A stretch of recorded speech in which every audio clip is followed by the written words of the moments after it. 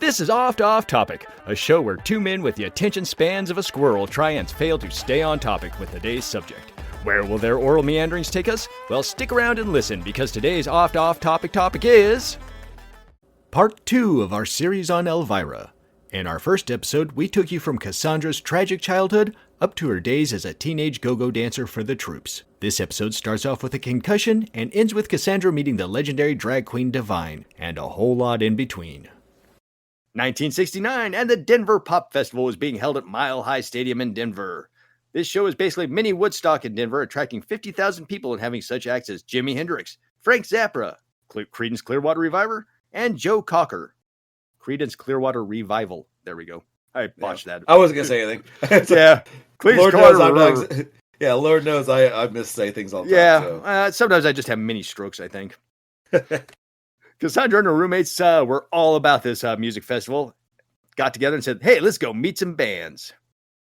Oh, yeah. Side note, you know how at sporting events the crowds do the wave? You know, where they do that thing, they all stand up and sit back down. It looks like a big wave. Yes. Some people think that Frank Zappa actually invented it here at this concert. Other people say it was Husky Stadium in Seattle in the 70s. I think I saw a tapestry once of like a bunch of people doing that in the Middle Ages. Really? Oh, yeah. No, the old videos from the Middle Ages. Lying. Yeah, it's an old zoetrope from the Middle Ages. If you just spin it real fast, it's like... It's like, really? No. It's total bullshit. But yeah. I mean, surely he's not the only one that like no one's ever thought to do that before. It sounds like a scene out of Black Knight or one of those movies, the one where like Martin Lawrence goes back in time. Yeah, right.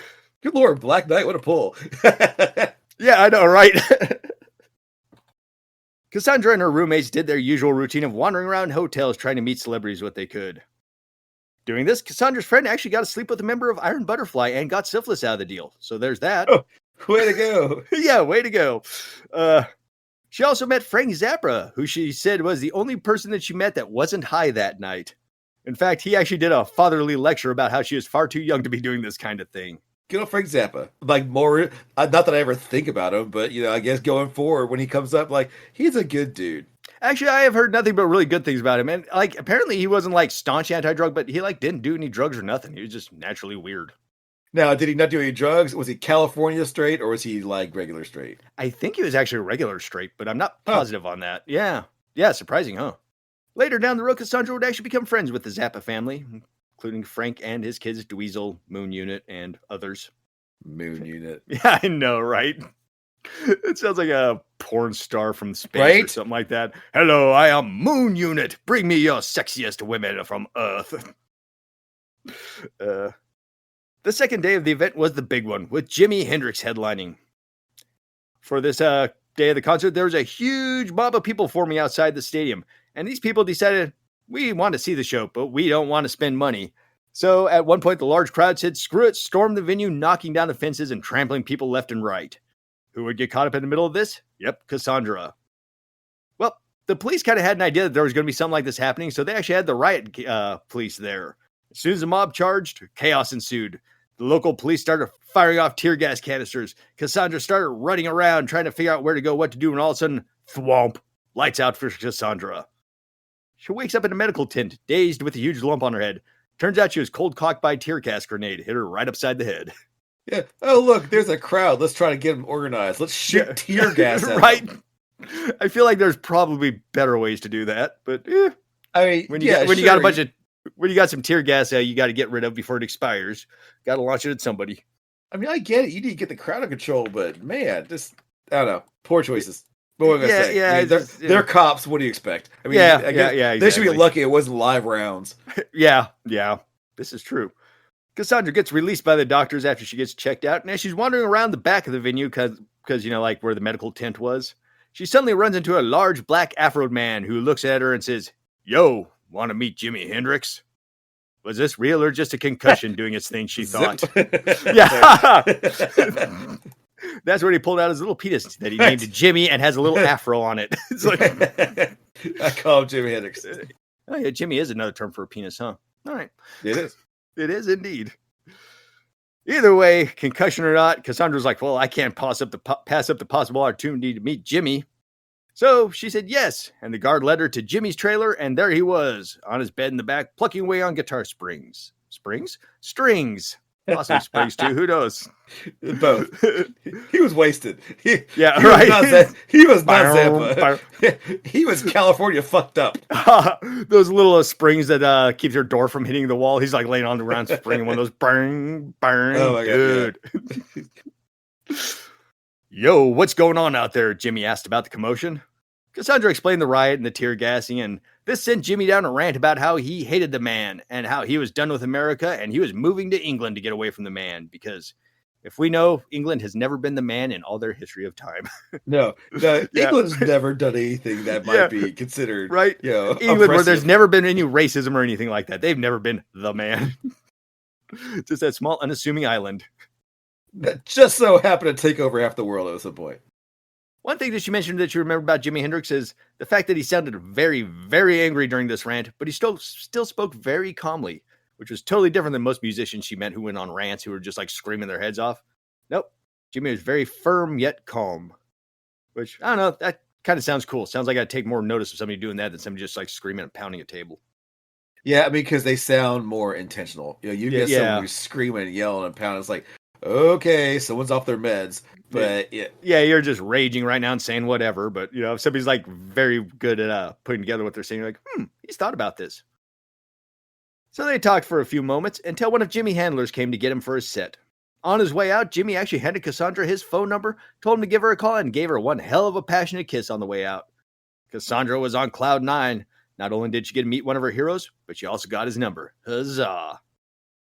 Sadly, this would be the last show that the Jimi Hendrix Experience would ever perform together, as Jimmy would go off to England and die shortly after this. I was always put the joke and then he died. Sure enough, and then he died. Yep. Yeah, he basically went from here to Woodstock, then went over to Europe, and that was the end of that. But before he died, and before he actually went over to Woodstock, Cassandra called the number that she was given. After ringing forever, somebody actually did answer. It was a lady. Kind of a bummer, but she heard a party going on in the background. She was like, "Hey, is Jimmy there?" And the lady on the phone was like, "Who the hell's this?" He's like, "Is Jimmy there?" She explained what it was, blah, blah, blah. This Cassandra from backstage was like, all right. A few moments later of waiting. All of a sudden, the line picks up. "Hey, it's Jimmy on the line," who apparently he was way too high or wasted on something, because all he could do is just mumble incoherently. She couldn't even make out what he was saying. It was just like, "Hey, Jimmy, how you doing?" And then after a moment of really awkward conversation, the line just kind of went dead. She didn't know if he just dropped the phone or if he passed out or what the hell happened. Cassandra was pretty bummed about this and went back to her life as go-go dancing high schooler. Speaking of actually high school, she was about to graduate and really hadn't thought about what to do with her life until one of her teachers just came up and asked her, "What do you want to do with your life, young Cassandra?" After a moment of thinking, she kind of reluctantly responded, "I always wanted to be a Las Vegas showgirl." And she kind of assumed he would just start laughing, like, "That's stupid. Why are you being so stupid, you stupid girl?" Slap. Yeah, basically, that's kind of what she was expecting. But nope, he looked her dead in the eye and said, "Then do it. Just go do your dream. Whatever you want to. Don't hold yourself back. Go be a Vegas showgirl." And she was just like, "Oh my God, I could become a Vegas showgirl if I wanted to. Holy crap." That was a good teacher. I mean, honestly, it really was. Because I mean, I remember reading one teacher was talking about his experience of teaching, and he said there's one student in his class who never paid attention. He was failing, and he was bombing, and all he did all day was draw. And he walked over and looked at his sketchbook, and he's like, "These are really good. What do you want to do?" And the kid's like, "I want to be a tattoo artist." And the kid was 18. He goes, "Leave, get out of here. Drop out. Go to you don't need this high school.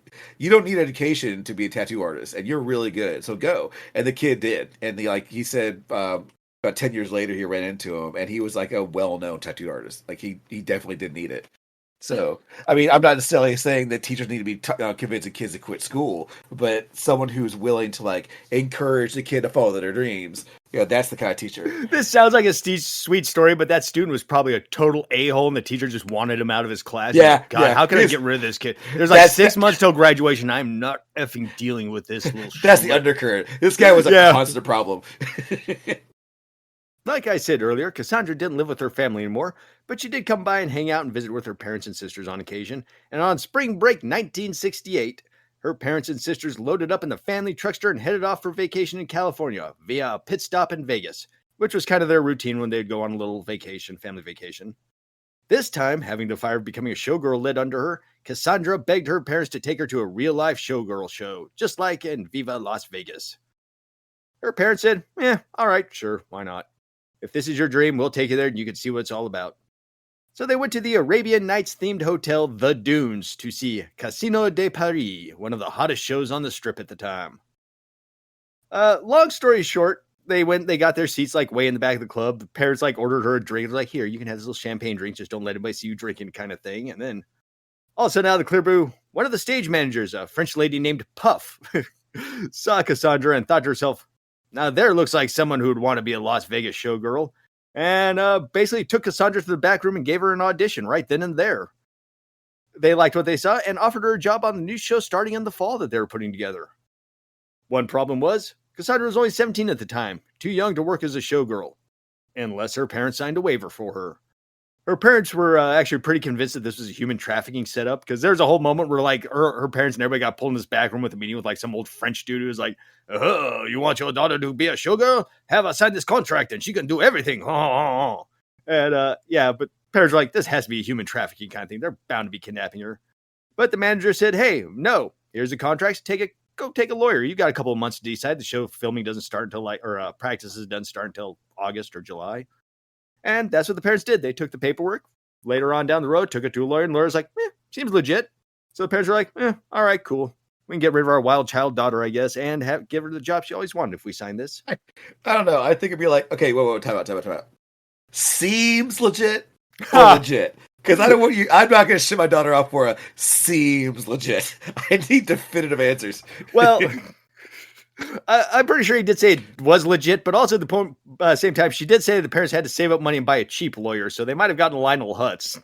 Yeah, sure. Lionel, did you even read that contract? No, but it seemed like a contract when I looked at it. It's a contract. Yeah. Oh no, that contract is totally for human trafficking. But you said it seemed fine. Oh yeah, it's perfectly good human trafficking contract. Oh, is that not? Did you not want that? Oh, I thought you wanted the money for sitting your. Oh, all right. Well, should have hired a better lawyer. Cassandra had landed her dream job at last and was over the moon ecstatic. She packed up her things and moved to the Vegas Strip and moved into an apartment with some of her fellow showgirls.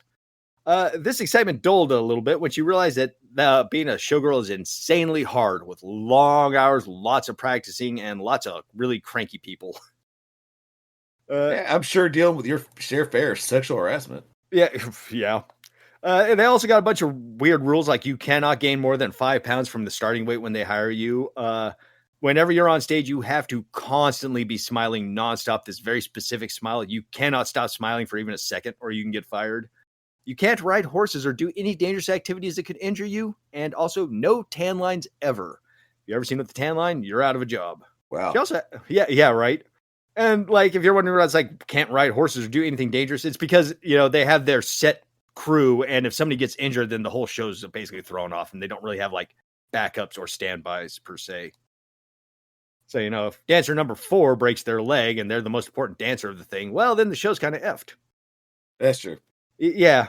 She also had one of those stereotypical super uptight and yells a lot at the show director, and that wasn't much fun. So, whenever you see like Simpsons kind of did it in a few other shows where it's just like the dance instructor who's just a major pain in the butt, just screaming, stomping, and yelling at people. She had one of those. In fact, she told one story where she wasn't able to quite get her steps quite right, and the dance instructor came over and started screaming, "Move this foot!" and immediately just started stomping the crap out of one of her feet just to get his point across and like bruise the crap out of her foot. Seems kind of, the opposite of the whole don't injure yourself thing, but whatever. I was just thinking that. I'm like, okay, you have all these like... Yeah, I know. She was like, she had to walk around with a limp like 3 days after he did that. So yeah, for the love of God, don't injure these girls. The guy's like, slam. Like, right. I had the exact same thought when I was reading that book. I'm like, wait a minute. But you just said. And to top it off, Cassandra wore glasses and unable to wear them for the show, it made practice a nightmare because her vision was not that great. Oh yeah, and working there, she did manage to meet a bunch of famous people as well. Because when she first got hired there, I should say, one of the rules was because she was under 18, she couldn't go into the casino floor. She couldn't go into the bar area. She basically had to enter the entire casino through like this weird back door that bypassed everything because she was underage. Also, at 17, she was the youngest showgirl ever in Vegas at this point. I mean, she must have been, they really liked her. Because, even as a hiring manager of GameStop, I hesitated to hire people under 18, under 18, because there's all those rules. I'm sure back in the day, those rules weren't there. Let's be real. I'm not trying to say like, oh yeah. Yeah, because this is 1967-ish. Right. But still, I don't know. Like, I'm just thinking about just the fact that you need some special. Oh, she has to go through the back. She can't go here. She can't do that because she's underage. Then why hire her? Hire someone who can. Well, also, too, casinos back then were run by the mobs. Probably still are, so. Oh, fair enough. Yeah, if this doesn't work out, we can just bury her in a backfield somewhere. Once Cassandra turned 18, the real fun started and she could start hanging out on the casino floors and bars in her off time and meet some celebrities. Oh, yeah. While working there, she did manage to meet Sammy Davis Jr. And actually, there's kind of a funny story. I should have written it down, but Sammy Davis showed up to watch the complete show that they had, they were doing that she was in. And they knew Sammy Davis was going to be there. So she thought it'd be funny that she bought a glass eye in a pawn shop and she attached it as part of her outfit as kind of like a little secret Easter egg kind of thing. Yeah. And Sammy Davis saw it and he thought it was the funniest thing in the world. Yeah. She was kind of nervous too. She's like, he's either going to find this hilarious or he's going to be pissed at me. He found it hilarious. Yay. Yay. She also got to make out with a drunk Siegfried of Siegfried and Roy, who drunkenly offered to take her virginity, but apparently it didn't happen. There's actually a lot of stories about her making out with celebrities, but it sounds like, either they would get interrupted or equipment malfunction or one of them would pass out or something. And, Wait. Siegfried and Roy? Yes, Siegfried of Siegfried and Roy made out with her and wanted to take her virginity. Yes, did he think she was like... Wait, this Siegfried from Siegfried and Roy. That I think of everything you said in the story. I find that that blew me away. Like, time out. What the fuck are you talking about? Siegfried from Siegfried and Roy. Well, the thing is, maybe Siegfried's one of those guys where he's just like, hey, I'm not straight or gay. I have way too much love to give to, be stuck to one sexuality. Maybe. Maybe she thought she was a drag queen. The reason why he didn't get any further, once she found out she wasn't packing, he's like, oh, wait. He just starts fiddling around with his hands like, wait a minute, something's missing. He reaches down below. He's like, whoa. He's like, a girl. And she's like, I thought you knew. He's like, ah. Sorry, my hair blew back when you said Siegfried. Like, she's like, time out. Everyone shut up. All the little dudes in lab coats inside your brain were just like, one of them hit the stop button, the big red stop button. Like, wait a minute. We need to process this real quick. Several of them just shoot themselves in the head. Can't take it. Never would have guessed you'd hear about it because Elvira making out with Siegfried of Siegfried and Roy. Okay, I'm back on track now, but still, that you said that, and you're like, he made it with Siegfried and Roy, just everything in my brain screeched to a halt. Like, whoa, we need to actually make sure we heard what we heard. Your brain had the same reaction as if your wife pulled off a mask to reveal a lizard person underneath. Be like, whoa, hold up, did not see this coming. You're like, whoa, this is shocking, but you know what's more shocking? Did you know Elvira made out from Siegfried and Roy? Okay. She also got to go on a date with Alan Osmond, the oldest of the Osmond kids, and also met a super young Donnie Marie. Apparently, Donnie was very eager to sit on her lap for the dinner date. Wait, he sat in her lap? Yeah, Donnie did. Yeah. Oh, no, yeah. Because he was a little kid this time. He was 9 and she was 17. Okay. Yeah. Okay. She was on a date with the oldest of the Osmonds. I'm with you. I picture, of course, adult Donnie. No, little kid Donnie. But she did meet Donnie as an adult and brought that up to him. He was like, wasn't that cute? And he's like, you want to recreate that scene? Wink, wink. Right. Yeah. One time, one of Cassandra's friends took her and herself on a double date with a couple of bodybuilders. Cassandra's date was a bodybuilder named Franco Colombo. And her friend's date was Franco's friend, Arnold Schwarzenegger. Only one date they had between all of them, and they went to an all-you-can-eat buffet, and Cassandra remembers the fact that those two dudes could eat a shocking amount of protein. She's like, they would just walk up with a plate in each hand, just load up with as much meat as they could, literally 3 meals worth for each plate. Go back, just eat it all, and then head back for refills. That's the main thing she remembers on the date. They're really sweet guys, and they could eat so much food. Makes sense, though. They're bodybuilders. Yeah. I mean, that's kind of the thing. Yeah, when you're burning, 10,000 calories a day, you got to eat a lot to take it back in. She also got to meet Frank Sinatra at one point. She also got to meet Little Richard, who backstage saw her smoking a cigarette, and Little Richard stormed over, ripped the cigarette out of her hand, and told her, "Girl, if God had wanted you to smoke, he'd put a chimney on your head." That sounds like somebody who probably knows somebody who's died of smoking kind of thing, because I've known a couple other people that are along the lines of like they'd yank a cigarette out of a kid's mouth and yet lecture them, and they were usually the kind of people who's like, "Yeah, my grandma died in front of me," kind of deal. So she did not follow that advice, by the way. She kept smoking. No, of course not. I mean, fair enough. Like, but at the same time, like, dude, fuck off, man. She once went to a party with Paul Anka, Engelbert Humperdinck, and Andy Williams, who later on Andy Williams would sexually assault her backstage. Oh, boo. Yeah. He basically, they're in the party with those guys I mentioned earlier. Then all of a sudden, like, everybody in the room just kind of left, and it was just her and Andy Williams together, and he, like, grabbed her and started trying to kiss her, and she wound up biting his lip and running away. No, good for her. Yeah, good for her. Fuck him. One of her roommates in Vegas started dating Wilt Chamberlain, who she became somewhat friends with and referred to him as Uncle Wilty. But the biggest and most influential meeting in Vegas would happen when her childhood idol, Elvis Presley, showed up to watch her show. Not for her, he was just like in Vegas, and they're like, "Hey, he's coming to see our show." Yee! Elvis was doing his comeback at the ripe old age of 34, and everybody was losing their minds on Elvis coming back to Vegas. And everybody was even more losing their minds that he was going to go see this one particular show. Because Cassandra wasn't the only Elvis fan in that group. Everybody was an Elvis fan. Everybody loved Elvis. So Elvis showed up, watched the show, actually really liked it, and invited the showgirls back to his little hotel party room or whatever, just to hang out and shoot the shit and meet everybody. And this was everybody's dream moment. They're like, "Oh my God, we get to go meet Elvis," and they did. And Cassandra hung out there and kept hanging out. Eventually, it was literally just her and Elvis hanging out in a quote-unquote conversation pit talking. A dream come true. They talked for actually a long time, apparently, and she said it was mainly him talking because she was like too starstruck and just kind of like, and too afraid to say something dumb. I get that.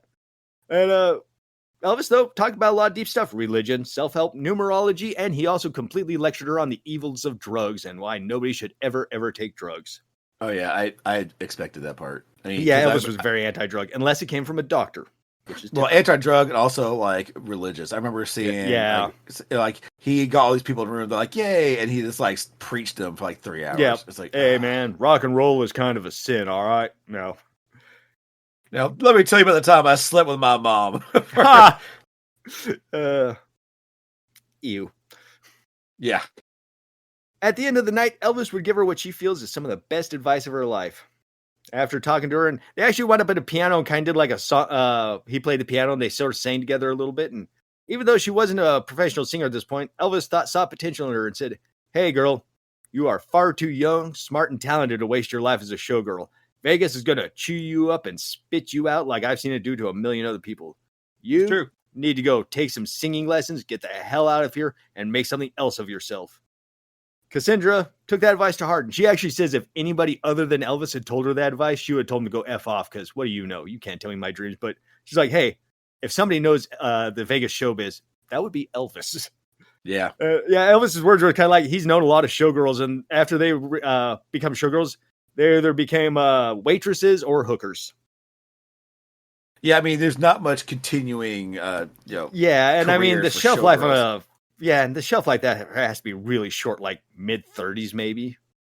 I mean, honestly, it depends on how your genetics are. How long. This is true. Because some people look 70 by the age of 30. So. Oh God! And I've been working at Macy's for a little bit. I've met 90-year-olds who look 40. I mean, right. I know there's some people that are like you talk to them and you think they're closer to your age, and you're like, "Oh no, I'm 20 years older," and you're like, "Huh? All right." Like clean living? Nope. Right. Nope. I've done so many drugs that they killed all the bad things in my body. Even cancer can't survive in here. I thought you told Mr. Burns. He's like, "Oh yeah, Mr. Burns." I was thinking the Rolling Stones guy whose name I can't think. Keith Richards. Yeah. Anyways, hearing Elvis say "get out of Vegas," she decided that's what I'm going to do. Big romantic kiss to end the night, and they never saw each other again after that. The second biggest celebrity meeting she had in Vegas was with new superstar Tom Jones, the hot guy on the scene. She went to see the show, and she was immediately awestruck by him. She said not only was he one of the sexiest, most animalistic men she's ever seen on stage, but he could put on a show like no other. Apparently, this dude back in the day could dance. He could gyrate and swing his hips and move around the stage. She said, unlike any dude she's ever seen at that point. You know, the whole shirt unbuttoned down to the navel with a hairy chest sticking out. She's like, my God, so hot. Yeah. Cassandra would actually wind up backstage meeting Tom, and they actually kind of hit it off. This is That's not unusual. Yeah. I'm standing by that. I did a little dance when I said that. Nope, you stand by that. Be proud of that one. Then they went back to his hotel room where Tom Jones and Cassandra were like, hey, we're going to make out and get it on. And almost immediately, Tom Jones basically just hopped on Cassandra and started going at it with her. And that's who she lost her virginity to, is Tom Jones. Oh, wow. She lasts all the way Tom Jones. That's not bad. Yep, at 18. So, real quick, too, there is a rumor back in the day that Tom Jones had this giant bulge in his pants, and it was because he stuffed socks in there because there's no way a man had a bulge that big. Yep. Well, this story confirms that no, he does not stuff his pants because he has an enormous hog, and between the enormous hog, her being a virgin, and his kind of rough loving, she required stitches after the fact. Oh, wow. Yep, he did some damage to her hoo-ha. Yeah, in fact, it started hurting so, the sex started hurting so bad, she immediately started screaming, oh God, please stop, I'm a virgin, you're hurting me. And which resulted, Tom Jones, to his credit, he did stop, and then lecturer would be like, you expect me to believe the showgirl is a virgin, you dumb bitch, kind of thing. And after her crying a lot and stuff, he basically kicked her out of her room, and that was the end of that at the moment. Oh, wow, that's super romantic. Isn't it, though? In her biography, though, she also goes on to talk about how incredibly naive she was at the time, because even though this is the way it went down and it was Tom Jones, she was still getting sewed up at the doctor's office thinking to herself, hey, we had sex. I'm obviously Mrs. Tom Jones now. We're a couple, and we're going to get married eventually. It finally clicked when she tracked him down at his hotel and caught him making out with a couple of his backup dancers. Her first thought was, oh my God, I caught my man cheating on me. And then about half a second later, it dawned on her, oh yeah, I was just as fuck. Yeah. Yeah. Well, credit to her, though, for admitting she was naive at the time and, putting that out there. Yeah. I mean, good on her. She didn't like become quote unquote like crazy where. Yeah. Stalk him, murder him or something. No, her heart was kind of broken, though. She was like, oh. I mean, and fair enough. I mean, she, like I said, naive. It still it sucks that, that's how she had to learn. Like, sorry. Especially after he destroyed her. Several years later, Cassandra would run into Tom Jones at a party and would wander up to him just to see how he's doing and be like, hey, Tom, you remember me? And he looked at her and responded, oh, yeah, you're the one with all the scars on your back. And then went back to talking to his buddies. Dick thing to say, Tom. Dick thing to say. Yeah, fuck that guy. Yeah. She was like, oh, well, gee, now I wish I had never met you, Tom. I had no real feelings toward Tom Jones other than just like, I don't know, whatever. But now I have very bad feelings toward Tom Jones. Yeah. Right around this time, her Vegas show was winding down, and she decided that it was time to take Elvis's advice and get out of Dodge.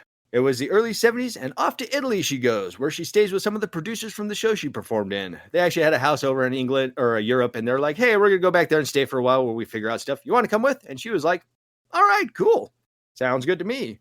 So she goes off to Italy, stays there. There she got to meet legendary Italian filmmaker Federico Fellini, and basically gets to be a background character in his film Roma, which I guess was a famous movie back then.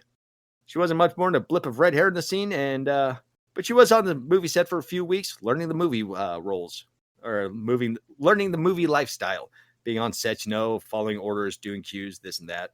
This entire time, I'm a picture in my head with black hair, and it's like the moment you said red hair, I'm like, that's right, she has red hair.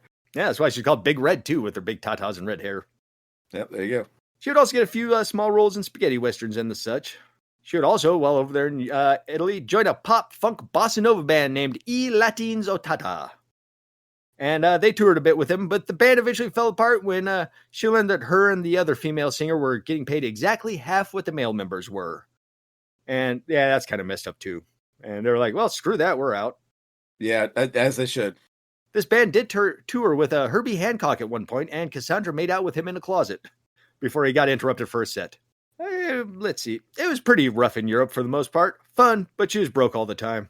One day when she was struggling to find rent, who should she run into at a cafe? Why, Uncle Wilty. Wilt Chamberlain just happened to be over in Italy at the time. And they had lunch, caught up, talked for a while. And at the end of the meal, he slipped her $100 just to help her out, which that was about a month's rent for her over there. So that was kind of freaking nice. Yeah, hell yeah. With Wilt Chamberlain, I thought he'd slip her something else.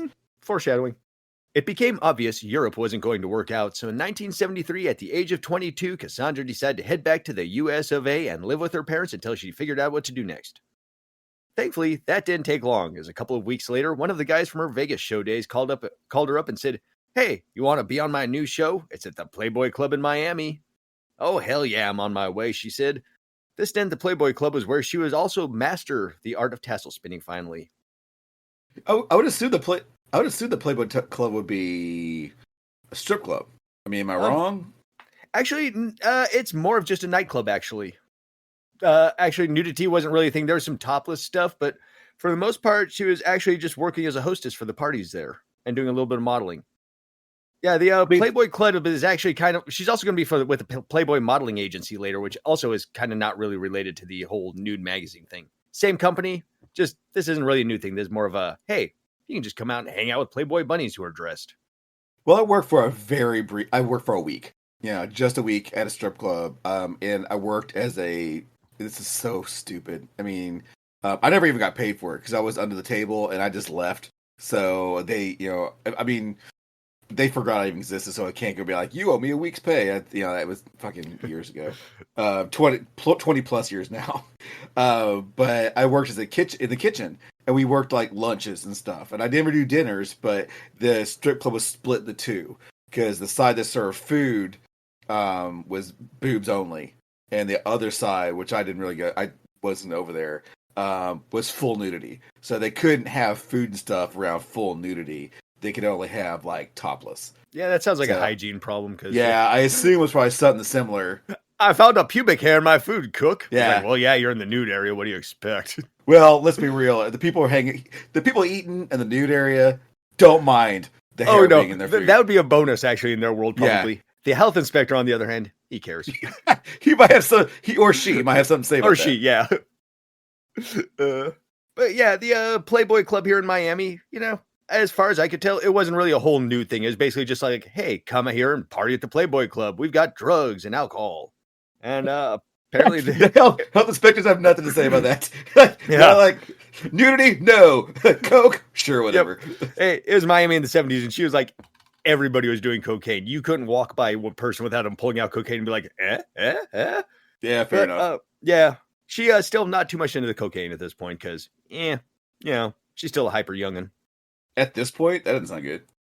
Yeah, foreshadowing again. Term I've used a lot in this episode. During this job, she met Matt, who is a singer in a band.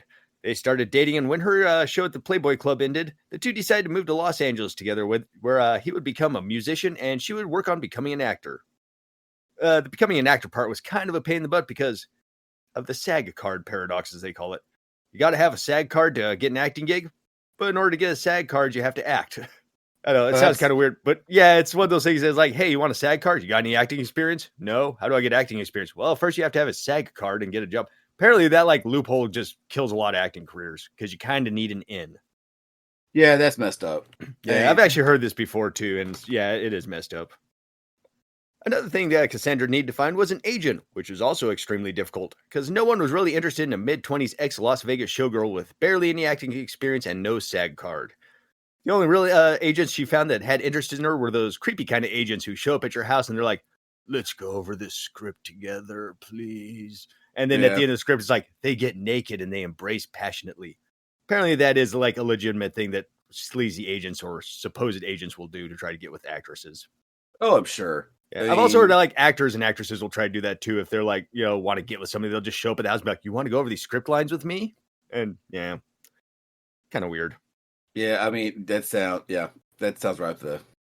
Yeah, it sounds like a Hollywood thing. It sounds like an anywhere thing, to be honest, actually. Yeah, you told that story. I didn't question me. I didn't. There's that whole... You're like, that tracks. There's that casting couch thing for a reason. As luck would have it, though, on a trip back to Colorado to visit her folks, Cassandra got a call from one of her Vegas show friends. He was doing a musical for Goldie Hawn and needed someone to show Goldie Hawn around town and see the sights with her. Cassandra and Goldie had a great time when as they were driving around, and all of a sudden Cassandra mentioned to Goldie, hey, I'm having a hard time getting my SAG card and getting an acting experience. And Goldie said, hey, I might know somebody who can help, and gave her a number. That guy was one of the writers for the Dick Van Dyke Show, it turns out. And as luck would have it, he was about to shoot his new show, Lots of Luck with Dom DeLuise. And as a favor to Goldie Hawn, he got Cassandra a one-line spot on the show, and that got her SAG card. Yay! All she needed to do was go to his house and read some lines with her. Yeah, she didn't say exactly what's in the house of it, so who knows? We hope not. Also, one stupid thing, the gig that you get that gets you your SAG card, the SAG union takes half that paycheck no matter how big it is. Like, you make $10, they take $5. You make $1 million, they take $500,000. Your first gig, the one that gets you it? Yeah, apparently, from what I've heard, they literally take half that paycheck no matter how big it is. Well, as long as it's not going forward. If it's just your first job to sign you up, fine. Yeah, I think after that there is still union dues and all this and that. But no, absolutely. Yeah. I'm not naive enough to think there's no union dues. I'm just talking about half that part. So when Cassandra got back from Colorado, she caught her boyfriend cheating on her. So she broke up with him, but they kind of wound up being friends. And at one point, he invites her to Zsa Zsa Gabor's house for a party, where Cassandra finds herself talking to a nice young actor who introduced himself as Bobby. And while those two were chatting, her ex Matt, who brought her to the party, got really jealous and did that thing where it's like, we're leaving now, grabs her and starts pulling her to the car. Well, as they got to the car, Matt was getting a little rough with her, and little Bobby, the actor, came to Cassandra's aid and chased Matt away. And they decided to go on a date because of this. On this date, Bobby was talking about the movie he had just done, Bang the Drum Slowly, and the fact he just got a gig for Godfather 2. Turns out the Bobby she met was actually Robert De Niro, and he had just gotten Godfather 2 going there. Yep. And they had a nice date, and the next day he went to New York, and they never saw each other again, but she was like, hey, that was a cool experience. Yeah, especially like going forward, like later on, like, oh, damn, that was Robert fucking De Niro. Yeah, right. Or Bobby, because what did he do before Godfather? Because he was Godfather 2. He was a young Don Corleone. Yes. That's who he was in Godfather 2. Before that, he did Bang the Drum Slowly and one other small movie. Well, yeah, you just said that, but I've never seen that movie ever. Yeah, all I know, Bang the Drum Slowly, is the fact it's been spoofed. That title's been spoofed a lot for porns. Oh yeah, that is like it's like prime real estate. It's like Bang the Drum Slowly, but the drum is a chick, eh? I'm a genius. Yeah. Do you realize how many hours I wasted trying to think of this fucking? Let's see, Bang the Drum Slowly, that came out with Mean Street shortly thereafter, and then Godfather. Before that, I don't recognize any of these movies. Yeah, probably just tiny little bit parts where he's in the background, because she did say he was like definitely an up and coming actor, because he was talking about Bang the Drum Slowly. He's like, this is my big break, and guess what I'm doing now? Yep, his first movie uncredited. Second one was he was the nephew. It was a short movie. Third uncredited. Then another one, A Greetings, never heard of. One he played himself. Yeah, this looks like a little. Yeah, he was just a hair ahead of Cassandra in her acting career, kind of stuff, huh? Yeah, I mean, because then right after that, then he had Bang the Drum Slowly, Mean Streets that I've heard before. At least I've heard that before. Then Godfather after that, it took off. Taxi Driver. And then The Sky's the Limit. Yeah. And then later on, his greatest role ever, as in Rocky and Bullwinkle. Right. That's the one I'm going to always remember him for. He wore a monocle in that. He did, right. And honestly, like, it was pretty good. I mean, the movie was trash, but he did a pretty good impression of the character he's supposed to be. Yeah. I never actually saw the movie, but yeah. Oh, neither have I. I've just seen clips. Okay. Yeah, no, I have not either. I've seen bits and pieces, and I'm good. Okay, one more quick romance story with Cassandra that I found very amusing that I need to squeak in here. At one point, she meets Bill Cable, a strapping 6'2" bodybuilder / model / actor who once played Tarzan in a movie. It was lust at first sight, she said. So much so that when he asked her to move into his treehouse with him, she said yes. Yes, like Tarzan, whom he played, he lived in a treehouse, and not like one of those luxury, like, yuppie treehouses you hear about.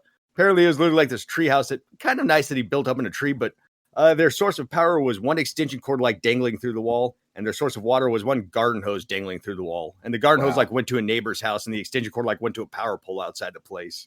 Did he at least own the land it was on, or was he, like, in his parents' backyard? That's a mighty good question. I think he owned the property, but I'm not positive on that. Uh, he also liked to talk about how he tried to become a cop, but he couldn't make it because he got busted for dating a stripper. So he became a mercenary instead. She had no idea if these stories about his mercenary days were true, but she did know a couple of things. One, he was really into the Soldier of Fortune magazine, and he also had a small arsenal under their bed, including AK-47s, grenades, and a rocket launcher, and body armor too. And you say, those are all just in case. Seems like a lot of red flags, but boy, howdy, apparently that sweet lovin' was worth it. Oh Lord, I mean, Well, I tell you this story, Nate, because one day on her way to her car and from the big city, Cassandra noticed a bunch of what she called gangbanger types following her. Her danger meter went off the charts as she hurried to her car, locks the doors behind her, and drives off. To her horror, right on her tail is a car full of these same gangbangers, like keeping right on her butt. Not good, right? right. Well, she does the one thing that she can think of, and she drives to that treehouse, and instead of getting out of the car, smart, she starts like circling the area and just blaring on the horn, kind of an SOS pattern. And she was just praying that her man Bill would hear her. First pass around the house, honking the horn, nothing. Second pass around, hitting the horn, and still nothing. Panic begins to set in. What will Cassandra do? Third pass around, blaring the horn, and what she sees causes her to slam on the brakes and just staring on in the middle of the road. There's her man, Bill, standing on the roof of their treehouse, wearing nothing but a loincloth with a Bowie knife in his mouth and an AK-47 in his hands. Wow. This motherfucker grabs a rope, swings down into the middle of the road, and fires off a series of precision shots right over the gangbangers' cars, and they boogie the hell out of there. And apparently Cassandra is dating Brock Sampson from the Venture Brothers, is all I can think as I'm reading this. Right? Yep.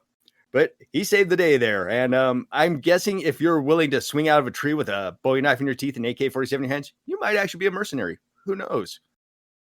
Well, sure. You could also just be fucking crazy. So anyways, that's a fun story. Especially the fact he was nude with nothing but a loincloth on. That's amazing. Yeah, that's good intimidation factor right there. Work-wise, she was able to land a part-time job as a production assistant on Don Kirshner's rock concert. It was a local TV show, one of those, it was kind of like an American Bandstand sort of thing where people would just come in and play, and they'd have also like comedians and this and that. She loved this job because, among other things, the pay, well, not great, was better than she was used to, and also pretty lenient because it was actually a part-time gig. She kind of just show up as they would need it, but also she was once again getting to schmooze with the rock stars. She got to hang out with the likes of REO Speedwagon, the Commodores, Linda Ronstadt, Edgar Winter Group. She got to see Rick James' penis at that job. I'm guessing a lot of people got to see Rick James' penis back in the day, though. I'm just guessing. Yeah. He seems like one of those dudes. As soon as he did a line of cocaine, he was just like, "Look what I got." Yeah, I would assume if being around him at that time, it was not like it wasn't hard. Yeah, it was one of those things like, "Oh my god, I can't believe I saw that." I was like, "Oh, I only saw his penis twice today." By the way, I did not mean that. I did not intend that pun. There was a pun there. It wasn't hard. Oh. See his penis. Wow. We'll be back after these messages. Also, that show was the first place that Arsenio Hall made his TV debut, and Cassandra was there for that. And oh, nice. She's been pretty lucky. I mean, if it wasn't for who she becomes, I would be like, I don't know. This chick sounds like she's just full of shit. She's always just happening right. Just so happens to be where she needs to be to witness this thing happening. But I mean, it's Elvira. I mean, it's not. And now you know why I called her kind of a Forrest Gump. Not because she's mentally challenged. She was just kind of there for everything. She also did Arsenio's makeup for his first appearance on TV too, because she was one of her jobs there was to do makeup for the stars if they asked for it. One downside of this, though, she was supposed to provide her own makeup. And since she was poor, she only had one base shade for her makeup kit, and it was the wrong color for Arsenio's skin tone. Apparently, he wound up looking really ashy and looked like crap for his appearance, and he still gives her playful ribbing over this if they still meet up. He's like, "Hey, remember that time you made me look awful for my TV debut?" Yeah. I can see that. Yeah. It's all fun, though. It worked out, so everybody's happy. He seems cool. I mean, I've never heard anything necessarily negative about Arsenio Hall. Yeah, neither have I, actually. I mean, it's a bummer that he, had the late night thing, because he was of the late night wars, if you will. He was always my favorite. He was the first to go. Well, working on this show, one of her old Vegas connections gave her a call. It's all her old Vegas connections that keep calling her up, the old producers and, dance instructors from the show and stuff. They're like, "Hey, we liked working with her, I suppose. We'll hire her again." Well, anyways, this guy was going to do a comedy show in Reno called the Boob Tube Review. And she was excited about this because she always wanted to work in comedy. During this show's run, it was kind of just like almost not really an improv, but a bunch of comedians just doing a little skit comedy on stage. During this run, she would actually get to work with none other than Al Franken of SNL and politics fame. They did a skit that sounds kind of dumb, but whatever. But yeah, Al Franken, she was like borderline naked, holding like a weather map, and Al Franken was like doing the weather report on there and like getting increasingly horny and like drawing like wet spots and stuff. Like oh. Yeah, she was like, it was kind of a dumb routine, but whatever. I really like Al Franken. I hate that, I also liked him as a senator, but then again, I guess because, whatever. Yeah, it sucks what happened to him. But to, like, what brought him down as a senator, that is tracks from what that skit was. Yeah. Also kind of a sad story. When I was actually campaigning to run for Senate, Cassandra attended a fundraiser and was like, hey, remember me when we worked on stage? And apparently he actually pretended that he didn't know her, or as far as she could tell, pretended, and kind of hurt her feelings. Oh, that does suck. Never mind. Yeah. Like, I don't know. I still like Al Franken, but that's pretty shitty. The show, while successful, came to an end fairly quickly due to the show's producers getting into spats with casino owners. We are currently in 1974. Cassandra is 23 years old, just as an FYI, and she's moving from Reno back to LA once again. Around this time, Wilt Chamberlain, old Uncle Wilty, had just recently built a massive mansion in Bel Air at the top of Mulholland Drive, and this place instantly became the party house to be at. Cassandra was invited a couple of times there, and said it was one of the most impressive houses she's ever seen.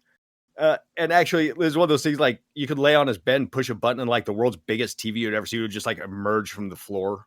One of those kind of things. And, like, yeah, and like push a button, like the whole roof just comes out of certain areas. She said it's like one of the most advanced houses you would ever see back in the day. Well, let's be real though. I mean, the biggest TV I ever seen for back then probably is like half the screen that I have now. One time when she was invited to this house, Uncle Wilty would take her to show her all his giant walk-in closet that had like all the jerseys from all the teams he played for. And apparently this closet was literally like the size of most people's houses. It was in this closet where Uncle Wilty would unfortunately rape Cassandra. Yeah, I was waiting for that. Yeah. Based on what you said last time, because I was like, of course I was thinking he's gonna have sex with her, but like, kind of the implication you gave me last time this came up before we like ended last time. I was afraid I was going there. Yeah, Cassandra would actually keep this a secret until this book was released in 2021, I believe, 2020. Is he still alive? Well, actually, this is where Off Topic tried to get Wilt's response to this and learned that he has been dead for about 20 years. Yep. we reached out to Wilt. Yeah, I got a word back from his estate saying, yeah, he's been dead for a while. Leave us alone. We then got a Ouija board. Yeah, right. His answer was non-responsive. Yeah. Yeah, but this was a secret she'd carry with her because of guilt. And of course, as you know, she was out of work ex-Vegas showgirl back in the 70s. She accused Wilt Chamberlain of rape, probably would have gotten her in more trouble than him. Yeah, it would have ruined her life, not his. I mean, as shitty as that is, and I totally sympathize, and I believe her. I mean, but you're right. You're absolutely right. Like from back in the day, for what she was trying to do, especially they would have painted her back. Especially she's a showgirl. Yeah, ex-showgirl who's like down on luck. And Wilt Chamberlain was one of the biggest, most beloved sports stars in the world at that time. No way. You're absolutely right. The only outcome would have been her career being ruined. So also too, when you hear all those stories about Wilt Chamberlain having sex with 20,000 women over the course of his life, remember, not all were consensual. So on that note, fuck you, Wilt. Right. Yep. I mean, there's a reason why there's like Genghis Khan is you find Genghis Khan DNA. So many people out there. He wasn't exactly out there wooing women. The whole time. Right. So you can say the same thing about Wilt Chamberlain. Yeah, he had 20,000 women, but I dilate that he was out there wooing them all. Genghis Khan, that's where he's in his empire crumbled, was because he's going on too many romantic dates. He's like keeps on reenacting like the rowboat scene from The Little Mermaid. He has a soldier singing "Kiss the Girl" in the background, and like as soon as he's done, he's like, "Let's do this again! Quick, set it back up! Get this bitch out of here!"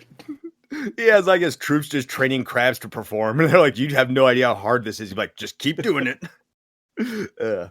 So, after returning to LA this most recent time, Cassandra began taking acting lessons so she could be the best actress she could be if she gets a job.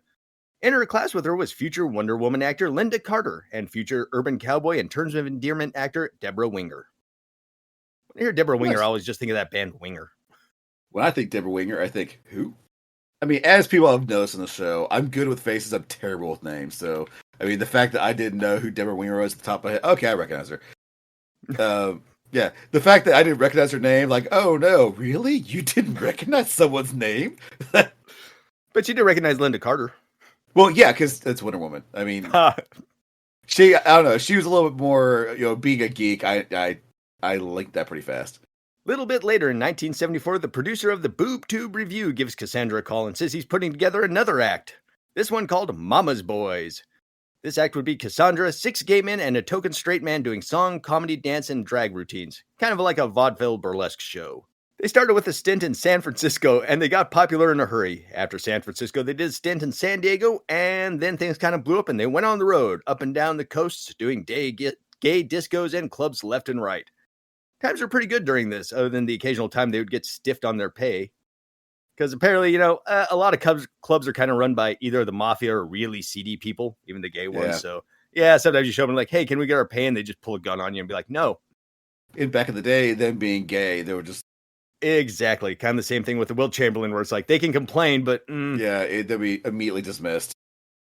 Eventually, the show settled down in what at the time was considered the gay mecca of the Northeast. Provincetown, Massachusetts, of all places. Yeah, I don't know. Well, on this stint, Cassandra got a boyfriend in that neck of the woods and stayed at his place most of the time. On the street level of that building he lived in was a clothing store run by Cookie Mueller, who was one of John Waters' OG crew, the Dreamlanders. Remember John Waters from our John Waters episode? Yay, John Waters. Yeah, crossover. One day, Cassandra was looking out the window of their place, and on the beach below, she saw a huge, pale, white blob on the beach just laying there. Can you guess who this was? I thought a jellyfish. It was legendary drag queen Divine tanning himself.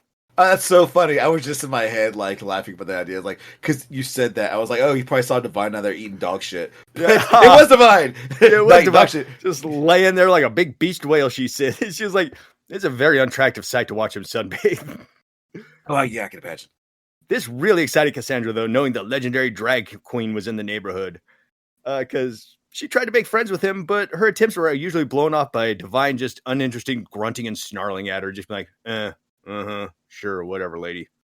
Oh, that sucks. This bummed out Cassandra because all gay men love her. All drag queens love her. Why doesn't Divine love her?